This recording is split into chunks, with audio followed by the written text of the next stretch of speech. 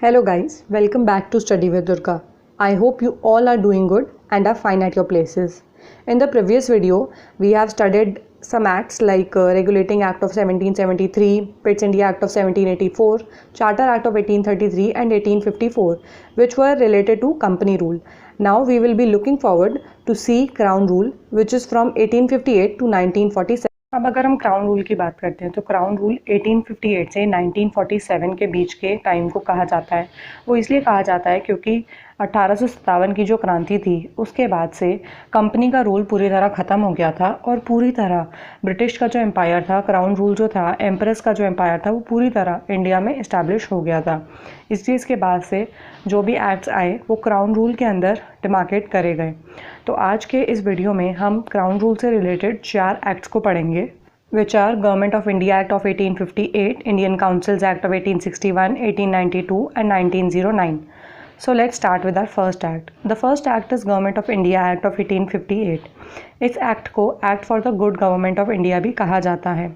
इसमें एक्ट में आकर गवर्नर जनरल ऑफ इंडिया के पोस्ट को वाइसरॉय ऑफ इंडिया के पोस्ट में चेंज कर दिया था और वाइसरॉय ऑफ इंडिया जो थे अब रिप्रेजेंटेटिव बन गए थे ब्रिटिश क्राउन के। जैसा मैंने आपको बताया कि अब ब्रिटिश क्राउन का पूरी तरह रूल हो गया था इंडिया पे, तो जो रिप्रेजेंटेटिव थे ब्रिटिश क्राउन के वो थे वाइसरॉय, और जो फर्स्ट वाइसरॉय इंडिया में बने थे वो थे लॉर्ड कैनिंग।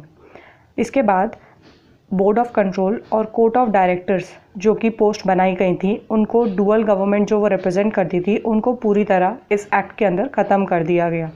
इसके बाद सेक्रेटरी ऑफ स्टेट की पोस्ट बनाई गई जिनको इंडियन एडमिनिस्ट्रेशन पे पूरी तरह अथॉरिटी थी। जो 15 मेंबर की काउंसिल भी उन्हें असिस्ट करती थी। वो एक एडवाइजरी बॉडी थी, एक वो काउंसिल सिर्फ, और उस काउंसिल के चेयरमैन खुद सेक्रेटरी ऑफ स्टेट थे। तो सेक्रेटरी ऑफ स्टेट के साथ एक 15 मेंबर की काउंसिल भी थी। Next act in the row is Indian councils act of 1861। इस एक्ट में आके वाइसरॉय नॉन ऑफिशियल मेंबर्स को भी अपनी काउंसिल में नॉमिनेट करने लग गए थे, जिसमें 1862 में लॉर्ड कैनिंग ने 3 मेंबर्स को अपॉइंट करा था इंडियंस को। पहले थे Maharaja of Patiala, Raja of Banaras and sir Dinkar Rao. The next point says कि डिसेंट्रलाइजेशन स्टार्ट हो गया था बॉम्बे एंड मद्रास में। बॉम्बे और मद्रास जो कि सबॉर्डिनेट बना दिए गए थे गवर्नर जनरल ऑफ बंगाल के, अब उनकी जो पोस्ट थी उनको वापस मिली और उनका जो पावर था वो वापस रिस्टोर होके लेजिस्लेटिव डेवोल्यूशन का टर्म इस चीज़ को दिया गया। ऑर्डिनेंस इशू करने का पावर वाइसरॉय को मिला। आज के कॉन्स्टिट्यूशन में ऑर्डिनेंस इशू करने का पावर आर्टिकल 123 देता है प्रेसिडेंट को। तो इंडियन काउंसिल एक्ट 1861 वाइसरॉय को पावर देता था ऑर्डिनेंस इशू करने का। पोर्टफोलियो सिस्टम भी कैनिंग ने 1859 में लाया। पोर्टफोलियो सिस्टम का मतलब होता है कि एक पर्टिकुलर मिनिस्ट्री का एक हेड बन जाएगा। जैसे फाइनेंस मिनिस्ट्री होती हैं तो उसके फाइनेंस मिनिस्टर हैं, डिफेंस मिनिस्ट्री है तो उसके डिफेंस मिनिस्टर हैं। ऐसे ही ये जो पोर्टफोलियो सिस्टम था ये कैनिंग लेकर आए थे 1859 में। नेक्स्ट पॉइंट से इसकी न्यू लेजिस्लेटिव काउंसिल बन गई थी बंगाल के लिए, नॉर्थ वेस्टर्न फ्रंटियर प्रोविंस के लिए और पंजाब के लिए in this respective years. The next act which comes in the row is Indian councils act of 1892। इस एक्ट के अंदर नॉन ऑफिशियल मेंबर्स इंक्रीज कर दिए गए थे, लेकिन जो मेजॉरिटी रहती थी वो ऑफिशियल मेंबर्स की ही रह रही थी। ऑफिशियल मेंबर्स जो होते थे ब्रिटिश की तरफ से होते थे और नॉन ऑफिशियल मेंबर्स ब्रिटिश की तरफ से भी और इंडियंस की तरफ से भी, लेकिन यहाँ पर जो मेजॉरिटी रहती थी वो ऑफिशियल मेंबर्स की ही रहती थी। नेक्स्ट पॉइंट से इसकी लेजिस्लेटिव काउंसिल की जो पावर थी वो इंक्रीज़ कर दी गई थी। अब उनको ऐसी पावर दे दी गई थी कि वो लोग बजट भी डिस्कस कर सकते हैं, उसके ऊपर भी डिस्कशंस करके क्वेश्चंस वगैरह रेज कर सकते हैं आपस में ही within the council. The next point says कि election as a indirect way to elect some non official members in central and provincial legislative council started but election term was not used explicitly.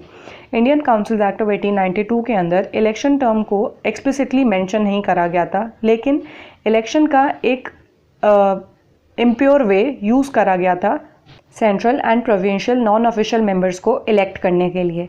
But election पूरी तरह term use नहीं करा गया था, that was in indirect way, और वो impure form था, पूरी तरह प्योरली इलेक्शन फॉर्म हम उसको नहीं कह सकते। The next act and the last act of today is Indian councils act of 1909। ये एक्ट इम्पॉर्टेंट एक्ट है। इस एक्ट को मॉर्ले मिंटो रिफॉर्म्स भी कहते हैं। Morley and Minto were the viceroy and secretary of state at that time. इस act के अंदर लेजिस्लेटिव काउंसिल की जो स्ट्रेंथ थी उसको इंक्रीज़ कर दिया गया था। जो सेंट्रल लेजिस्लेटिव काउंसिल थी उसको 16 से 60 कर दिया थे उसके मेंबर्स, जहाँ पे मेजॉरिटी ऑफिशियल मेंबर्स की ही थी। लेकिन प्रोविंशियल में जो मेजॉरिटी थी वो नॉन ऑफिशियल मेंबर्स की कर दी, लेकिन इसकी जो स्ट्रेंथ थी वो यूनिफॉर्म नहीं थी, कभी कम तो कभी ज़्यादा होती रहती थी। जो नेक्स्ट पॉइंट है वो ये कहता है कि Indian started entering into executive council of viceroy and governor. जो वाइसरॉय और गवर्नर का एग्जीक्यूटिव काउंसिल था, अब उसमें इंडियंस की एंट्री स्टार्ट कर दी।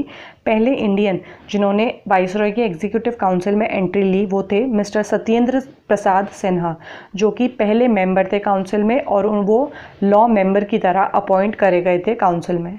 The most important point of this act is the communal representation for Muslims, which is separate electorate. Separate electorate का मतलब होता है कि जैसे कोई भी जगह है, वहाँ पे अगर इलेक्शन हो रहा है और वहाँ पे अगर कोई मुस्लिम लीडर खड़ा है तो उनको सिर्फ मुस्लिम लोग ही वोट डालेंगे। जैसे अगर सिख लोग कोई लड़ रहा है तो उनको सिख ही वोट डालेंगे। दिस इज़ सेपरेट इलेक्टोरेट, मतलब जिस रिलीजन का इंसान खड़ा है उसी रिलीजन के वोटर्स होंगे।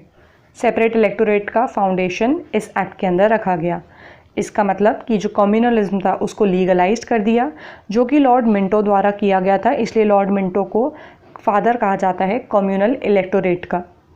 All the acts are important at their respective places, but amongst the four that I have made you understood today, the last one, that was the Morley Minto reforms, were the most important amongst the four. The other acts which I will be covering in the next video are also very important, so I would request you to stay tuned for the next video, because the rest of the acts whichever are left will be covered in the next video.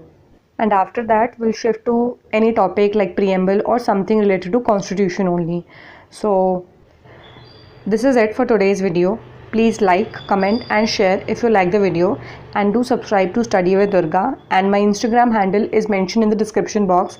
If you wanted to follow me there, you can follow me. And so yeah, thanks for watching. देखने के लिए बहुत बहुत धन्यवाद. I hope you learned something.